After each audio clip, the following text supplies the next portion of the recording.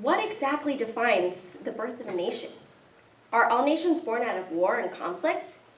Is a country's existence always anchored in a founding legal document, a proverbial birth certificate that affirms its identity and legitimacy?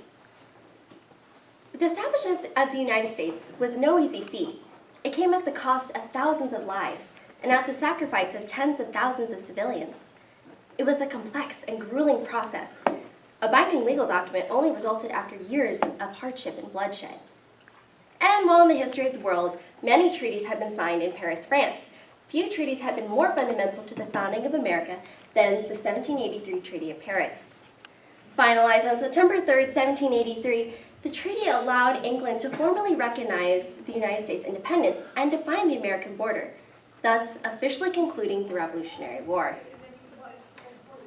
However, to fully comprehend the significance of this, one must first understand the events preceding England's surrender. The greatest turning point in the Revolutionary War was the Siege of Yorktown in 1781. By this time, the Americans had been fighting for their independence for nearly 6 years, yet the British offered no sign of compromise. On September 28, 1781, American General George Washington and French General Comte de Rochambeau led the attack on Yorktown, Virginia. And by this time, Yorktown was still under the British jurisdiction of General Cornwallis. Virtually 20,000 Franco-American troops besieged Cornwallis's men. Caught off guard by the sudden attack, Cornwallis's men were unequipped for the battle ahead. With no reinforcements and dwindling provisions, Cornwallis was forced to surrender on behalf of the British on October 19, 1781, thus ending major combat and transitioning the war to negotiation. Soon after, the Continental Congress selected a group of delegates to treat with England about a peace treaty. And while warfare had effectively ceased,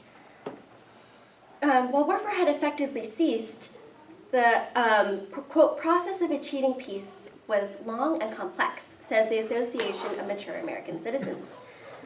Despite the British surrender, it took nearly a year before a comprehensive agreement was reached among all involved parties. As noted by History.com, quote, the British wanted to end the costly war. The peace negotiations stalled when England wouldn't recognize the United States' independence, a point on which American delegation refused to budge. After the election of a new, more pro-American parliament, Great Britain soon gave in and accepted the terms of U.S. independence, unquote. The treaty was signed by France, Britain, and the United States, and covered multiple terms. A few high-level terms of the treaty were that 1, Britain formally recognized its former colonies as a new and independent nation, the United States of America. 2, it granted the United States expansive territorial boundaries, stretching westward toward the Mississippi River, eventually opening up the Mississippi River to U.S. navigation. And 3, it secured American fishing rights in British Canadian waters, which was an economic lifeline for the northeastern states. However, this one treaty didn't resolve all contention between America and its mother nation. Unresolved tensions and disputes still bubbled to the surface, resulting in Jay's Treaty later on, named after statesman John Jay.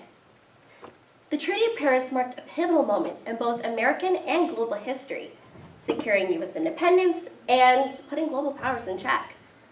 And so the Treaty of Paris marked a pivotal point in the revolution, establishing America as a new and independent nation.